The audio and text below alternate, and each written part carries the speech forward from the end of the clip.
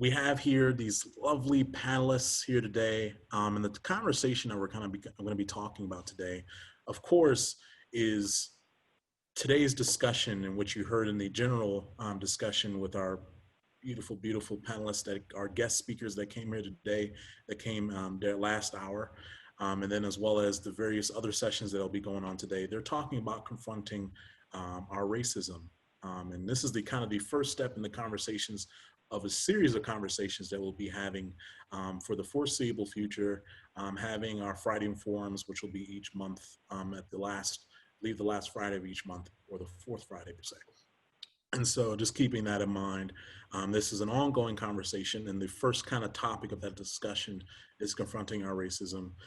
But we're in the track. You all subscribe to a particular tracks, and the tracks that we're talking here today is you're going to hear us. You're going to hear the people that have something to say. And the topic that we have on here today is talking about systemic racism. And what does that mean? And how do we move forward? And not necessarily putting all the work on us as Black leaders here on campus and in the community, but how do we have a collective dialogue about that as systemic racism, and then moving forward with Black leadership, moving forward with allies, moving forward with other people, and seeing what does that mean. And so our panelists here today, I'm going to start. We have Montelleo Hobley. Montelleo Hobley serves as an associate director. If you can raise your hand, Montelleo. As an Associate Director of Student Support in the Office of Dean of Students. In this role, he is responsible for the assessment of students who have been observed exhibiting concerning behaviors in the coordination and training of the university's behavioral intervention team. He also supports students who are seeking assistance with navigating university processes and policies and/or academic adjustments due to the extenuating personal circumstances as Title IX related issues. Can we all just shake our hands for Montelleo? Thank you, Montelleo, for being here today and kind of speaking on a discussion of systemic racism. Next, we have Reverend Robert.merrills. Pastor Merrills have resided in Salt Lake for 26 years. He is a pastor of Murray Baptist Church, where the emphasis on spiritual growth that leads to community impact. In partnership with Murray City, many other community organizations, Murray Baptist Church will be the location for a new children's pantry that will be launching soon. Rob is also very concerned with the plight of citizens, especially people of color, and their treatment by law enforcement and judicial officials. Aside from being a pastor, Rob has worked in management positions at SPS Inc., American Express, and the University of Utah. We were just having a discussion earlier. He started here at the University of Utah when he moved out here in 1994. So I give you, you're doing the big things. You're doing big things. And also with that, Rob has spent 10 years as a volunteer clergy at 2 detention facilities, was a chaplain for 3 years at the Primary Children's Medical Center, 10 years as an assistant pastor at Calvary Baptist Church under the leadership of Pastor France A. Davis. Rob and his wife, which is Tosha, right? Tosha, co-coached various sports for 10 years through the Salt Lake Parks and Recreation Program and the Catholic Youth Organization, formerly known as the Utah Catholic Athlete Association. Rob and Tosha have one son, Caden, who is a freshman in high school, doing big things. Lastly, but not least, we have Shaw McNeil, my girl Shaw, doing it big out here. Shaw McNeil is the resident director for social justice advocates in housing and residential education, and she's also over the Equity Lounge here on campus. She's doing other big things here in the community. She's the founder and executive director of the Moore Foundation, having earned an associate's degree from Bergen? I'm sorry. Bergen Community College, a bachelor's degree from Fairleigh Dickinson University, right? Fairleigh Dickinson, sorry. And a master's degree from the Teachers College at Columbia University, I'm sorry. Shaw continues Grandma Moore's commitment to education by any means necessary. An advocate for education and social justice, Shaw's passion lies in creating programs and support for marginalized, underserved, and disenfranchised students as they achieve success on their own terms. Shaw specializes in serving formerly incarcerated students on college campuses. Can we have a hand wave or a little hello to all of our panelists, and thank you all that committed to this journey and having these conversations. I very much appreciate it. And we're just going to jump right back. We're going to jump right in. Hey, Meligha, really quickly, before we start, I think some people are struggling to see all the panelists, and so I want to make sure we get that addressed before you start going. Yes, what I'm going to do is I'm going to put it in speaker view. Is that okay for everyone? So whoever is talking, we'll have that person speaking. All right. There we go. There we go. That only does it for your computer, not for everybody's computer. Oh, okay. So if you're looking on your screen, top right corner, there's a grid option and then there's a speaker option. If you do speaker option, you'll only see the person that's talking right now, so you will be seeing my face. And if you need grid, then you'll see everybody that's available. So we don't have it fancy like how the president and them had it beforehand. They had the setup. They had the setup, as we should say. But thank you so much. Thank you so much for those points of reference. All right. Oh, does people still not see that option? You should be able to, if you don't have that option, there should be a gallery view. Try pressing Alt and then F2 if you're on a computer, Alt F2. It should be able to put you in that speaker view as well. And we'll see what can happen with that. No, okay. All right. What I'll do is that if you cannot see all the panelists, I'm sorry. We have this recorded. You will be able to see it later though. But I do have to go on to the questions. I'm sorry. All right. So the questions that we have here today, my first question that I have for you all as far as the panelists is, and the rules for this is that you each will have about a minute. You have about a minute to reply to these particular responses. And then at the end of all of the questions answered, when we have open discussion with the various people here in the chat as well, you'll have about an additional minute just to speak on it, any particular questions. So the first question I have for you, and this is again pertaining to the topic of systemic racism. Systemic racism is a term that is getting a lot of play in media, but seems hard to understand given its catch-all nature. Can you give me your best possible definition of systemic racism? To kind of open up the doors. And I'll start on my left, Robert.merrills. Okay, yes.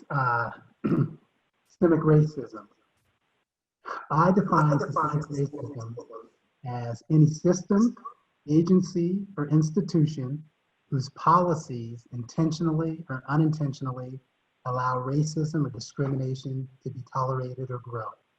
Okay, so having said that, I'm aware of what Harvard professor Harvey Mansfield said in the Wall Street Journal. He described systemic racism as a society that is so little racist that no one can respectably advocate racism, yet so much racist that every part of it is soaked with racism, leaving us with the paradox of a racist society without racism. So my terminology and rephrasing all that means basically no one feels convicted. Okay, and so what I focus on is the policy piece. And the reason I did that is because when you look at a systemic, it's a system. And so everyone says, well, it's too big. I don't know where to start. Well, you got to look at pieces. And so when you focus on policy, and I'm just taking my own background in banking and mortgage compliance for the last 15 years into play, there are a couple of terms I'm going to throw out and then I'll just leave.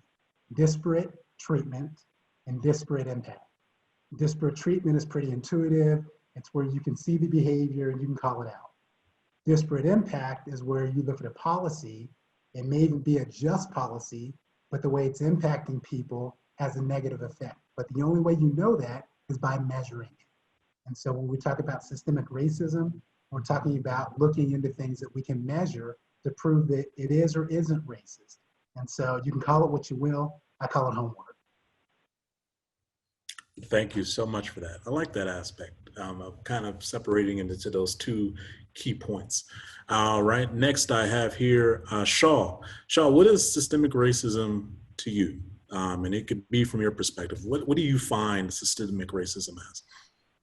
I think much to what Robert said, looking at things that happen within institutions, so whether that's higher ed institutions, government institutions, clubs, activities, all of these things that purposely are there to put people down, like rules and stuff like that, that's purposely there to put people down. I think that one thing about systemic racism is that it was intentionally placed, but that intention has died out over years. Like, I don't think that the president of the university currently is intentionally trying to keep people down, but the people that created it did that for that purpose. As we all know, or a lot of us know, that higher education was made for white males. And as a Black gay woman, this was not made for me at all, but I'm here anyway and thriving. So like breaking those things were made for this group of people, and everybody else that didn't fit that is made to systemically put them down and deter them from being here. So yeah, that's systemic racism to me. Thank you so much. Yes, and understanding that, especially with your various identities not being necessarily accepted or is the norm for the campuses across the country, particularly even this particular campus as well. So thank you for sharing that, Shaw. Thank you. All right, and lastly, Montelleo, what do you think systemic racism is in accordance to you? What do you think systemic racism is? Yeah, for sure. Thank you. And it's Montelleo. Montelleo. No, you're good. You're good. Montelleo. So when I think about systemic racism, and kind of to echo what the other panelists have said, it's like that the systems in those institutions, but I tend to focus on specifically the institutions and the systems part, because like they've mentioned, like those systems and institutions are built for a reason.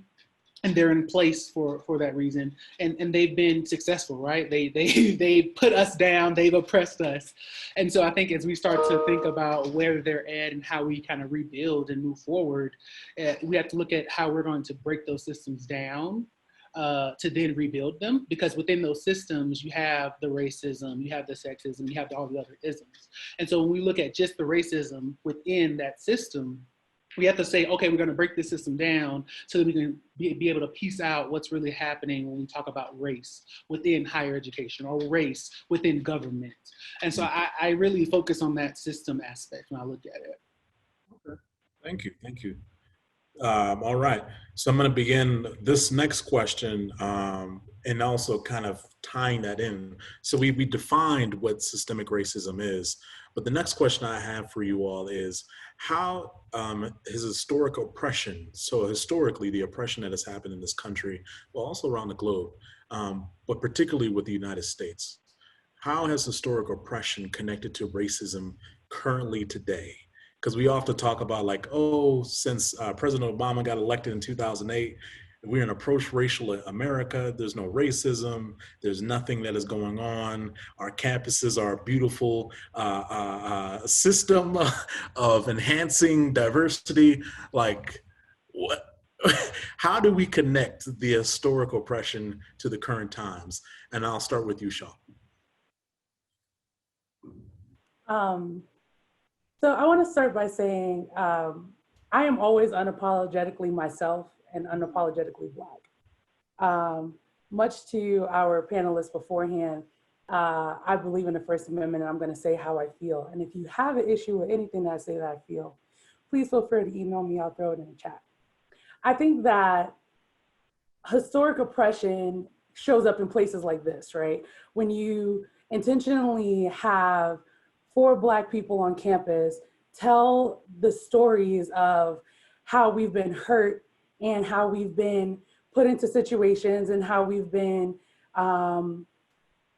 oppressed for the sake of teaching others, when I personally believe that if you don't understand oppression and racism now, you're never going to get it.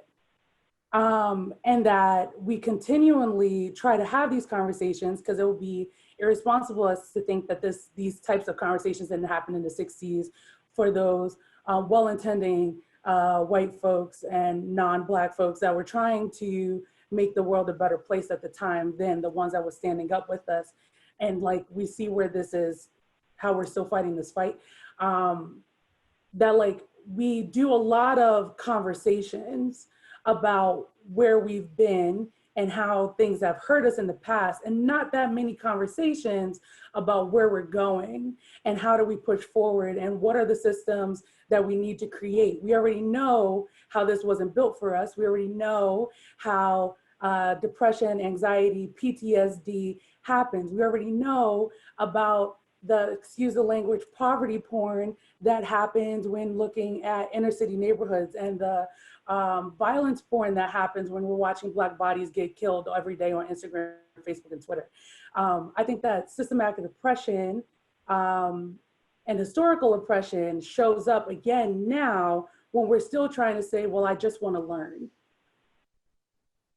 But that learning has to happen on its own. There are books, there are other internet things that can happen, where I think that we should be having the conversation. And I get that this is not what this track is about, but I think that it's with these parts that you're taking Black folks that want to push forward and asking them to constantly relive the past for the education of others, and asking us to go through traumatic things voluntarily or involuntarily in order to teach others, I think is where historic oppression shows up today. Thank you so much, Sean. Yeah. Montelleo, yes. Yes, and I'm gonna say yes and, because I'm just gonna build right off of that. So yes and, in thinking about that and those conversations and having to relive that trauma, then not taking that conversation and having action items and creating an action plan and doing something with it, right? So then having had this full discussion about all these things that we wish to change and all these concerns that we have, but when we walk away from the table, nothing's done. Mm-hmm. And so there's this like, okay, we have this great idea, we have this great action plan, but now how are we going to move forward? And so when we talk about that historic oppression and then like the current times, it's learned, it's passed down, it's this thing it's continuous. You know, I think about, I just recently transitioned here from another institution in the state of Mississippi, and in my time there, I always thought about the fact that the state flag was a Confederate flag. And everybody was so like, oh, it's okay. And I'm like, but it's not. And I don't think it really, like, people didn't get behind the idea of like, we need to remove the state flag until the Ahmaud situation, until the umpteenth hundred Black person had to die. And I don't know what his name was so special about his name, or I don't know if he was running just a little bit too faster than the rest of them. But for some reason, his death was the reason why the state decided to take that flag down.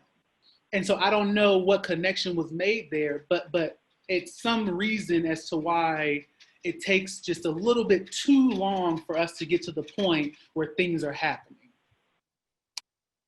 Thank you. And then Robert.merrills, what do you find as far as in historical oppression being connected to the current times? So I'm a simple guy, and I like to use simple analogies because, you know, I've got a simple brain. And I appreciate what the panelists have said and their comments. I'm just kind of build on those. So when I just think of the words oppression, right? Historic oppression, I think of two agents. One is the oppressor, the other is the oppressed, okay?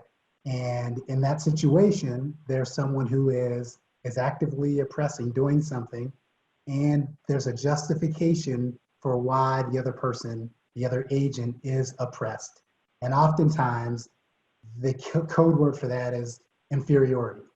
And there's some rationalization about why I can treat a person the way I do, regardless of their gender, their ethnicity, whatever the case may be, because of that justification, if you will. And so now I take that concept and I move it forward and take it into the workplace of today. You know, I've worked at the University of Utah, American Express, different places, and you have a supervisor and supervisee role. But oftentimes in our current culture, that oppressor-oppressed mentality collides with the supervisor-supervisee mentality. And that system helps to kind of perpetuate this idea that the person who's in charge is to be the oppressor and the people under them should be oppressed. And you kind of go through that mentality because that's the way it's always been done. And so it takes some intentional action, some intentional thought, intentional recognition of, hey, what's going on here, to do, I think, what Shah was kind of saying in terms of building a different type of environment to be more supportive, an environment that helps everyone to recognize more of their potential. I can tell you this much: I've had the majority of male bosses in my life, and I've had very few female bosses. Only one time in my life have I had a performance appraisal by a boss and them come back the next day and say, you know what, I thought about our conversation and actually I don't like what I said, and here's the raise I'm going to give you now, which is higher than the one I was going to give you yesterday. And I would tell you that boss was the female boss and not the male bosses. That was the only time where somebody actually went back and said, you know, I thought about our conversation, but I also thought about your body of work. I thought about what you're putting in, and I believe I shortchanged you. You sold yourself, but I actually should give you more credence. I've never actually had that in a situation with my other bosses who have all been predominantly white, and not saying they were overtly racist, but just the idea that somebody would reconsider and say, you know what, I've thought about this and I think you should be higher up than you are, said something to me. And it just speaks to maybe why hasn't that happened at other times. But I'm appreciative for the time it did, but it reminds me there's still a lot of work to do in terms of grooming and developing even workplace relationships. So I know we're talking about campus, but since I'm in the workforce, in essence, outside of campus, I also wanted to connect that piece as well. But it's still alive and well, and something we still need to not deal with, but work through. Got you. All beautiful answers, all beautiful answers. And especially just those key points of like, one, I mean, this stuff has been going on for a long time. Since before this country was even founded, this country has been built upon oppression.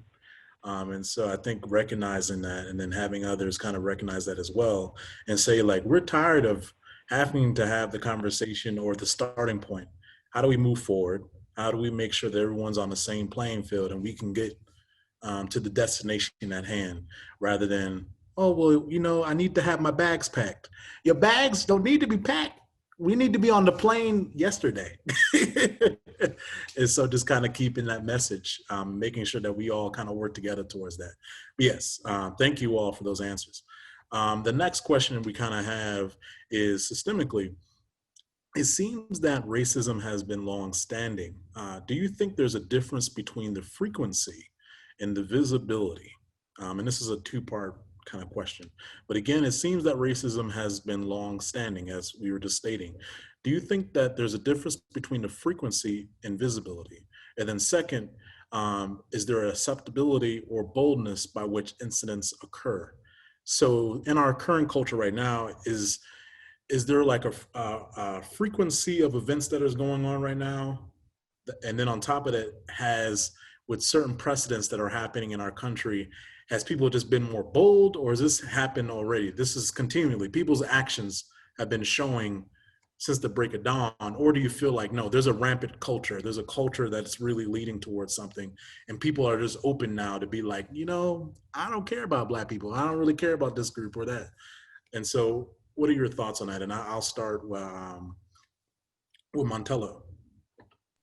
Yeah, so I think to the first part about the frequency versus the visibility, I think that the frequency never changed. I think it was always happening. It never got better. It never got worse. It was always happening. It never changed with the season, never changed with the times, nothing like that. I think the visibility of it is what changed. And when we talk about the visibility, I'm talking about the media attention towards it. The idea that bigger headlines, bigger than just local news, picked it up and they start talking about it.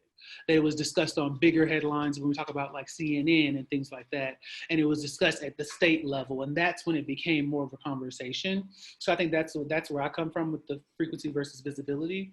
And then with the acceptability and the boldness, I don't think that people accept the fact of like, oh, racism is okay. I think that people always lived with like this idea of like, I've always had these feelings and I've always felt like this type of way towards this set of people.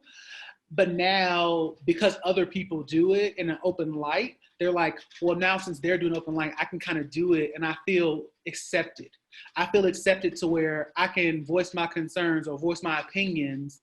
And I know that there's somebody in this vicinity who's going to support me and what I do. I know that there's somebody who was raised with the same beliefs or upbringings as me. And so they're going to have the same ideas, same values that I do. And so they're going to have that same mindset that I do. So of course I'm going to share my beliefs. I'm going to share what I think. So that's why I feel like the acceptability piece comes in. And then the boldness part about like people really being open to like the protesting and speaking out about it. I think that as a Black person, when is enough enough? Like when is enough enough is like the easiest way to say it is when is enough enough?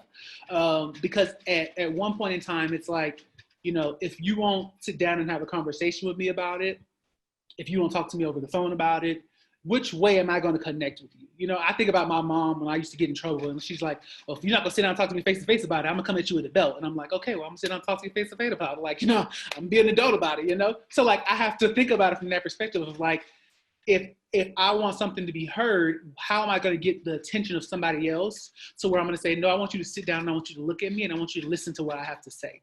Because obviously you're not getting it. Mm-hmm. Thank you, Montelleo. As far as in that concept, one of like, look, when we're talking about these things, people are have comfort in validation in their kind of bubble. Like, oh, well, I see everybody else that's in my bubble. They're able to be racist or this and that. It's a rampant charge. And so I think I could be comfortable in my skin. I can come out and do these things. And so I really like that. And then also bringing that concept of having that conversation with people and saying, hey, well, let me have this conversation with you. Let me meet you where you at. Let me see, so you understand what's going on. But perfect. And I think if I could add one other thing too, I think coming from Mississippi, you know, being in that state for 3 years as a Black male, not being born in that state, it was really interesting because a lot of the students in that state would say stuff like, oh, I'm never leaving the state of Mississippi. And I would say like, have you ever traveled outside of Mississippi? They'd be like, oh, I would go outside, but like, I'm always gonna come back to Mississippi. And so you start, like, it's ingrained in their mind that like Mississippi is home. It's God's country. And I'm not saying in any way, shape or form that it's not God's country, but what I'm saying is like, if you don't step foot outside of that state, then you don't know what's going on outside of that state. You don't know what the people look like outside of that state. You don't know what the air quality is like in Utah if you don't step outside of Mississippi. So I need the people to understand that. And that's where I'm coming from when I say that like, we have to be able to step outside of that box, outside of that state line. Got you. Thank you. Thank you so much, Montelleo. Reverend.merrills, what are your thoughts on that? What are your thoughts on the question at hand, but also just the comments as well? Well, certainly. I'm going to start with something we can all identify with. Hopefully you can see this. It's my cell phone, right?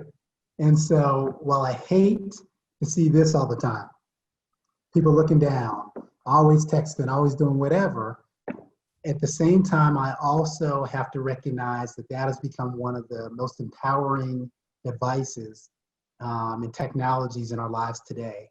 Montelleo was mentioning the fact that we see more instances of issues on television, but obviously it starts because there's more coverage. People are capturing things on video. They are using their phones and making sure that things are getting out. And so to the point that he made earlier, I don't know that it's occurring any more frequently than it did in the past. It's just more visible. It's more in our face. We're more aware of it. The facts of the brown and black populations, what they've been claiming about police, and even just how they're treated in certain institutions over the years, is actually being validated. And so because of that, now people are understanding, oh, maybe we're not just making this up.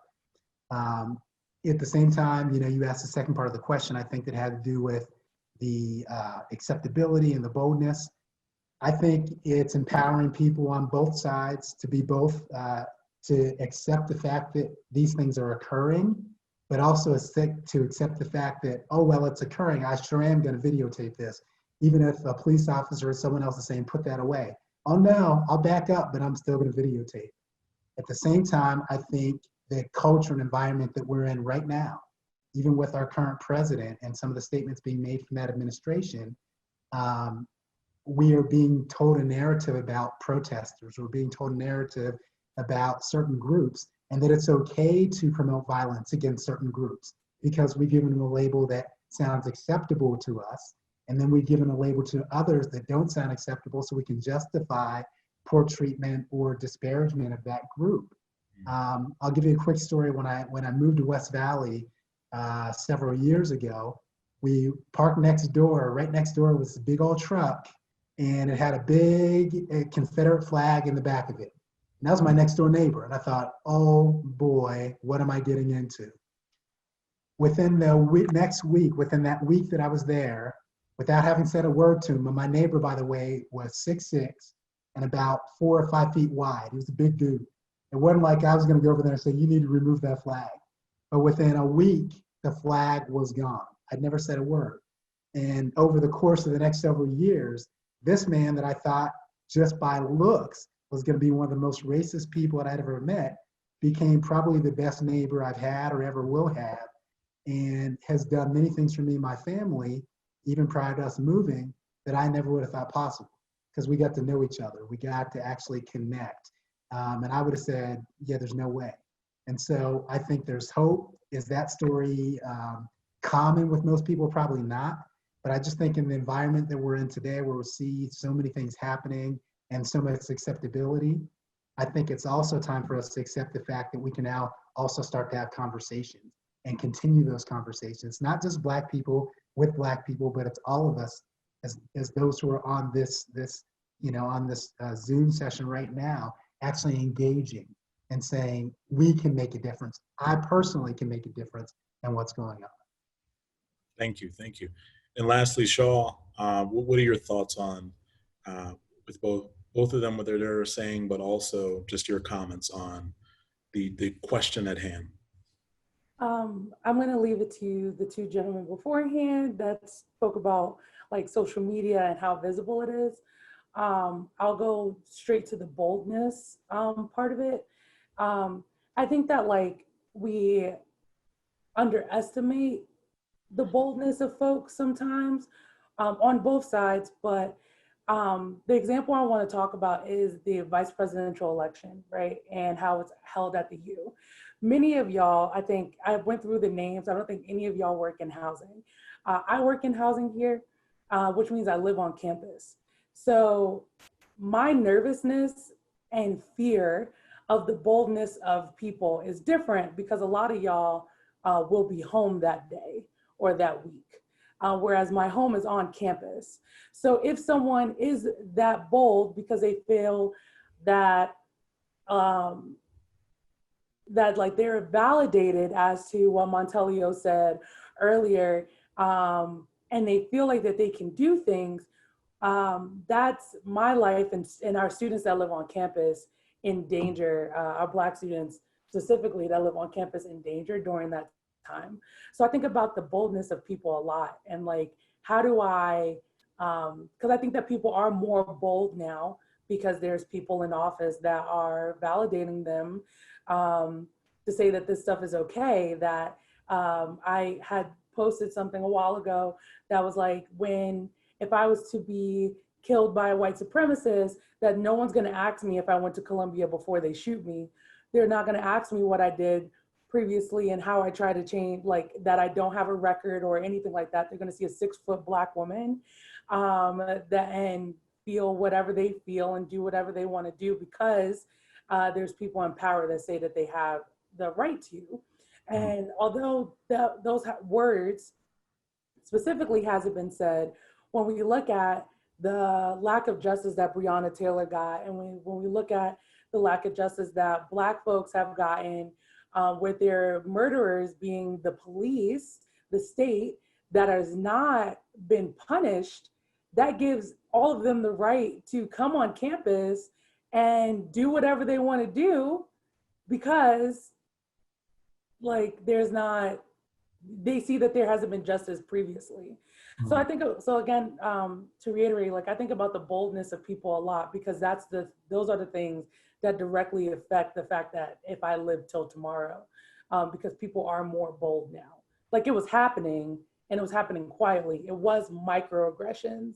It was little snare comments here and there. It was little things previously, but now we watch videos on Instagram and Twitter of people getting killed in the back while they're jogging, while they're having autism episodes, while they're playing with toys in the street. Like we watch these things happen and there's no justice for those people. So why can't they do these? Why can't they be bold if other people's boldness isn't punished? Thank you. Whew. Speaking, all of you spoke some true words on that one, especially, definitely. People are bold. People getting bold. They're getting bold as the day goes on. Especially, we got elections this year. People gonna get even more bold. Real bold. All right. The next question I'll have, and then the last one will probably be like a fun little thing. I'll kind of tweak it a little bit. But this question I have for you all is, what are some solutions for our current challenges of systemic racism as educators, faith leaders, administrators, activists, managers, etc.? As us as leaders, and I'm not even just saying us as because we're all actually all are Black leaders here in the community, rather be on campus or off campus. We all have respective roles. But what do you find as the solutions? Because I know we dawned on that in the beginning, that it is not just our charge as Black leaders to be doing something. But what do you find as far as those administrators that are not Black, those CEOs, those various faith leaders that are not Black here in the community? Like what are some solutions of which they can kind of do and kind of take forth with the direction in which this country is kind of going? And I will start with Reverend.merrills. Yeah. I had a feeling you were to call on me first. That's why I chose not to start eating. You know what? This is a pretty complex situation. But at the same time, if we think of it just as that, then it stays too big to deal with. And so you kind of have to take it off in bite-sized pieces. The first thing for me, honestly, is recognizing this thing's not going away and it's not going to be solved tomorrow. The reason I say it that way, and for some people it might sound like, I'm giving up. No, not at all. I'm being as real as I can be, recognizing that if I'm too excited about this, like I think it's going to go away tomorrow, then I'm setting myself up for failure. At the same time, recognizing what Shaw was saying and the fact that there's some pretty bold people out there. And so there's always going to be those folks. And I have to, and I guess from a faith perspective and having that side, recognizing there's going to be a hard road, but the road's going to be worth it. And so I still got to walk the road. Having said that, I'm going to bring as many people beside me and alongside of me as I can, because I don't want the road not only be long, but to be lonely. So I want to grab some folks who can have my back and I can have their back. But then we want to invite some other folks to walk on the journey with us. And we want to show them how to walk what we walk through, but not just say, here, I want them to help experience it. And obviously we can't put white people in Black skin, but I want them to understand and experience more of it and to continue to have these conversations. But it's, what am I doing? What's my short term? What's my long term? And if I don't have a plan right now, what am I doing to get a plan to make my area of the world, my street, my neighborhood, my house, my community better because of increased interactions and letting them know that what they see on TV isn't everything, but getting to know who I am and trying to make a difference, where I am. So that's kind of the first place. And there's many things I'm trying to do, but I won't bore the group with that. Oh no, and I appreciate that, and I really like that message of like, how do you change, and changing the community that you represent, the community in which you're living every day, that you're working in. And I would say my advice with that is just like, one of the first things you could do is vote. We got this election coming up. Oh, yes. You can vote. Utilize that voting measure as far as holding people accountable for things in which we withheld in this country. And so really utilizing your voice by using a vote. But thank you. Next, Montelleo, what are your thoughts on this? What do you feel as far as in this particular question? Like, do you feel there's any solutions that we can do? What are some solutions do you think that leaders, and it doesn't have to be just Black leaders, but leaders overall, what do leaders should be doing to kind of cultivating this message and kind of going forward? And just to be clear, it was solutions that leaders can, or things that leaders can do to cultivate a message of like how we move forward. Yeah. Just to be clear with that. Yep. Yes. Yeah, so I think there's a lot of things. I think that, and I kind of mentioned this earlier, one of the things I mentioned was like the idea that when we have these conversations and these panels, I think they're great. And the next step, so the action, I think we do a lot of conversation and we do a lot of talking. So talking the talk, but how do you walk the walk? So I want to end the conversation with what are some action steps. When I meet with students, at the end of all my meetings with students, I'm saying, okay, so today we talked about A, B, C, and D. When you leave here, what are you going to do? Because that's what helps me to understand that you're going to do something, and that holds not only me accountable, but also holds you accountable as a person. So I think that accountability piece on both ends is really important. I think also when we talk about solutions, is understanding that it's not the idea, and I forgot which one of the panelists mentioned this, but it's not the idea that the person of color is supposed to educate everyone else, but that anybody and everybody can educate themselves.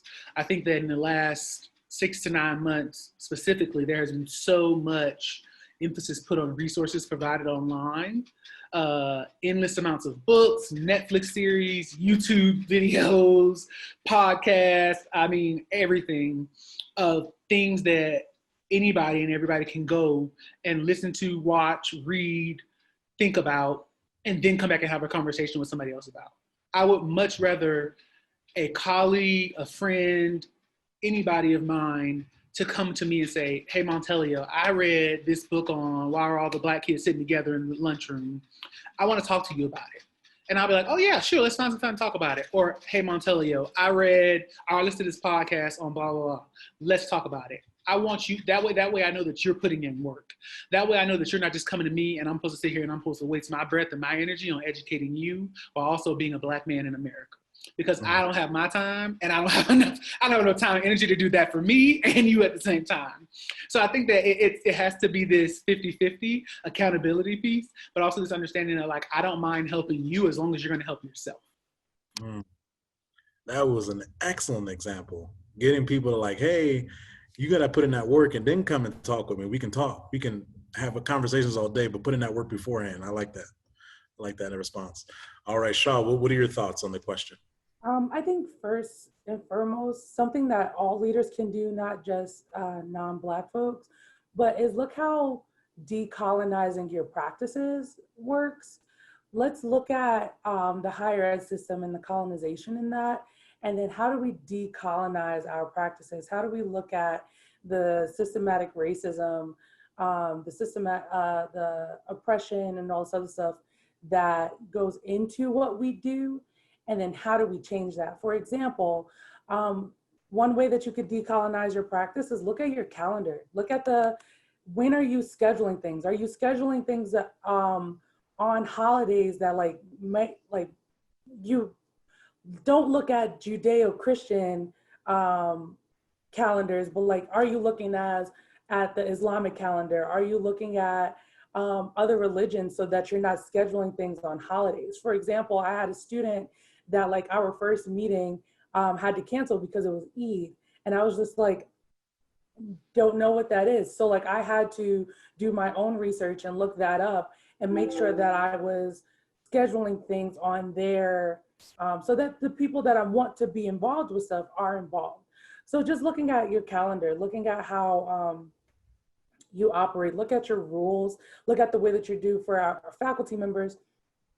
How are you doing your homework? How are you looking at that during Ramadan? You have finals or midterms, and like students are from the Islamic faith might not be doing that well because they haven't been able to eat because it's their holiday. Like, are you looking into those things? And then to Montellio's point and stuff, like do the work and then ask questions. And then for folks that are heads of departments, pay the people that are putting in that emotional labor. If you're looking for consulting in that, don't look for it for free. Don't look for it for like, well, you're Black, or, and it's not, this is something that definitely doesn't only happen to Black folks and folks of color, but like, you're gay, you could talk about like trans rights, and you could talk about this and you could talk about that. And it's like, I mean, technically, and like make sure that you're paying the people that you're asking for help, and not just thinking that they'll do it just because we all work at the U. That is not part of our other duties as assigned for anybody. Make sure that you're getting paid for the extra work that you're doing, and looking into that when you're asking people to do stuff. Thank you. And I would even go on that note, like you see these Black leaders here that are present right here, that are on this panel, that we're talking. We don't represent everything that is Black. We could talk about some things. We can share our perspectives and points, but you got to do the work first and then come and talk with us, because especially myself, and I would even say with everybody here, like all of our jobs deal with, and everyone's job at the university should be dealing with some type of agency towards diversity. But with that, like you can get overwhelmed. You can face that racial battle fatigue. And so understanding like we're not the resident Black people of everything Black, but we're here to help. We're here to help, but you got to do the work first. And so I like that message. I love that message. So I'm going to open it up to questions. Does anyone have any questions in the chat? And if not, I also have a bonus question, but I want to wait to see if anybody has any questions in the chat. And you don't even have to put it in the chat. You can just unmute your mic if you like, as well if you have a question, but I'll open it up. I'll give it about a minute or two. If anybody has any questions, I can ask the panel today.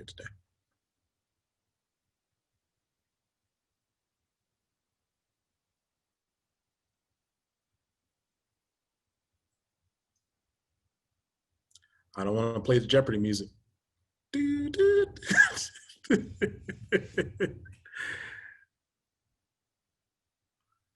No one? Oh, okay. Ooh, yes, thank you for that comment. What Shaw was stating, scheduling around other holidays. Yes, very much important, understanding that aspect. And it really speaks in that volume of inviting people to the table and having them have a continued seat at the table when you're acknowledging everything that is a part of them, and not just saying, hey, well, you got to schedule all my ideals and practices in which I have. So Shaw made an excellent point, yes. All right, anybody? If not, I'm gonna go on to that bonus question. Okay, there we go. Any thoughts about how to recruit diverse candidates? Ooh, anyone want to answer that? Shaw? I can go. If I say you go first, and I'll follow up with you. Okay. I want you to look at where you are posting, right? Where are you just using LinkedIn? Are you just using Indeed? Are you just using Insight Higher Ed Jobs?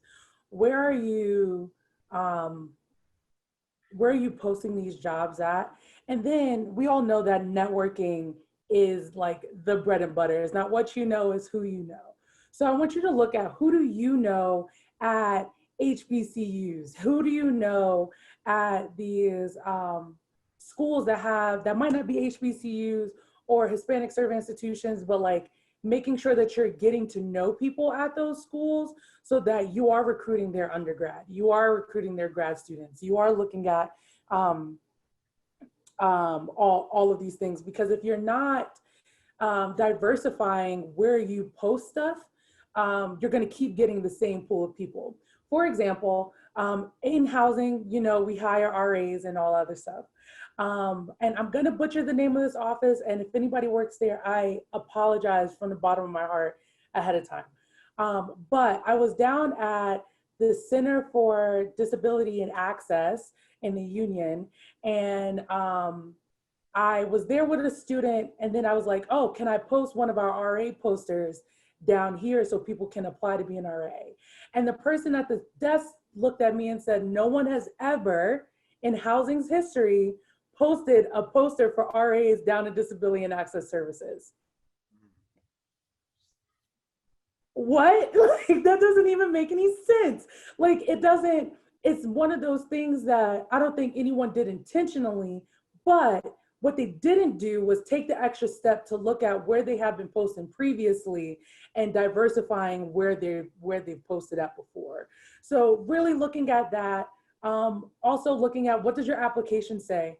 Is your application actually biased towards people based off of what you're looking for, what your criteria is for people that show up?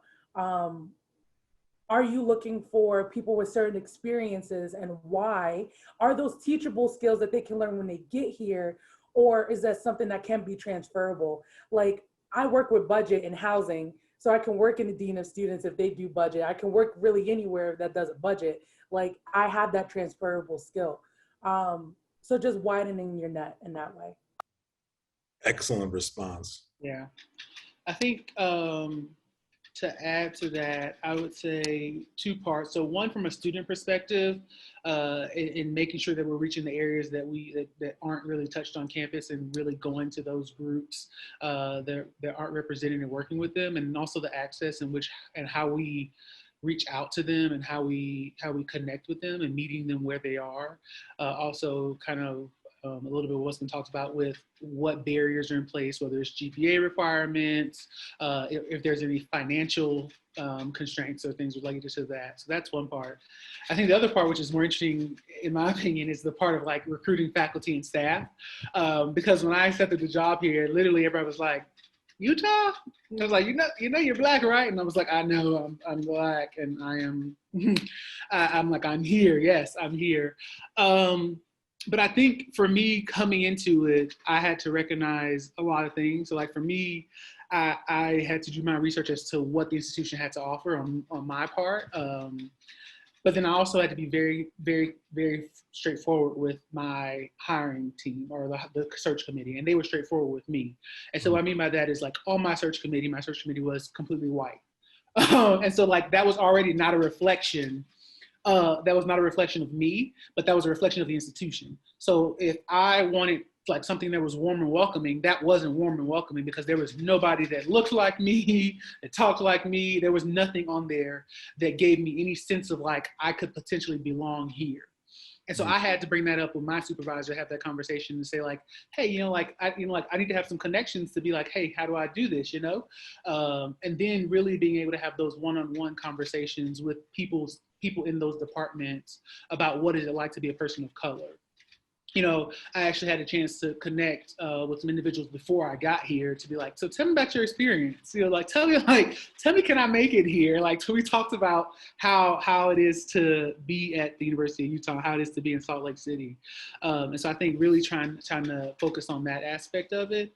And then the last thing I'll say too is that, and this goes back to that action piece, is that we talk about the diversity and inclusion statement. We talk about the diversity and inclusion office and the division and the Forum Fridays. But then when you look at the leadership of the institution, how many people of color are on the leadership of the institution?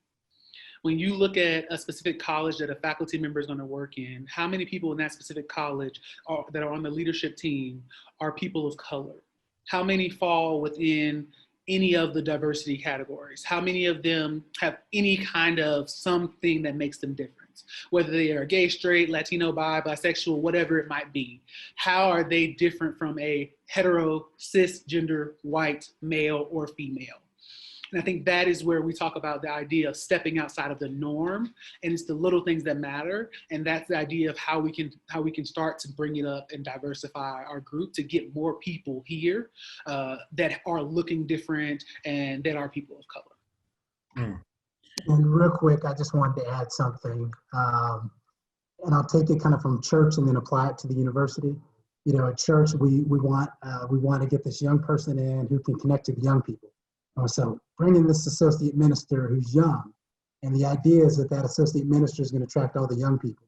When in reality, the culture has to support the fact that you want more youth. And so I say that now applying it to the university. You know, don't just hire somebody who's a diverse candidate to say, we have a diverse candidate, and now that kind of fulfills our quota, and we put the mantle of blackness or brownness or whatever else on them. But how does that then fit into the bigger system that would encourage and help the overall system to be better off, and not just then say, okay, well, you're now in charge of the blackness or the LGBTQ or whatever that thing is on campus. But, you know, how do you leverage them for all of who they are, and not just one aspect? And I think that's important, not just to get diversity for the sake of diversity. Thank you. All right, we're at 3 o'clock. I just want to say the last messages. Thank you, Reverend.merrills. Thank you, Montelleo. Thank you, Shaw, for coming here today and kind of talking and sharing us.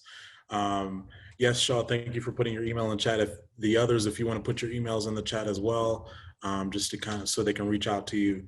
But thank you. As well as for our next month, the conversation will be about establishing anti-racist policy. So kind of what Montelleo was kind of stating and alluding to, we need action. How do we move? Okay, we're having this conversation now, but how do we move kind of going forward? And what is the actionable pieces that need to be going forward? And so our next talk next month will be on the discussion. Okay, we're having these discussion now. The next topic is going to be about establishing anti-racist policy in practice. How do we actually put these words into action? And so we hope that you come next month to our next Friday forum and attend that. It will be on October 23rd. And we thank you all. Is there any last second comments from any of the panelists? Thank y'all for being here. Yeah, I would just echo, thank you for being here. And I think, again, this is a step in the right direction, but please don't let the conversation stop here. Remember, the conversation has to continue and the work has to continue if you want to see change. And if you ever want to reach out and talk about anything that I said or was said today, or look at the practices of your divisions and stuff, my email's in the chat. Thanks. And I'm here as a community resource, but also an individual who cares about what happens in this community, and look forward to engaging with more of you. Thank you. Peace. Everyone enjoy your weekends. I know it's the Friday. Relax, enjoy yourselves, and have a prosperous but lovely and relaxing weekend. We'll see you all next month.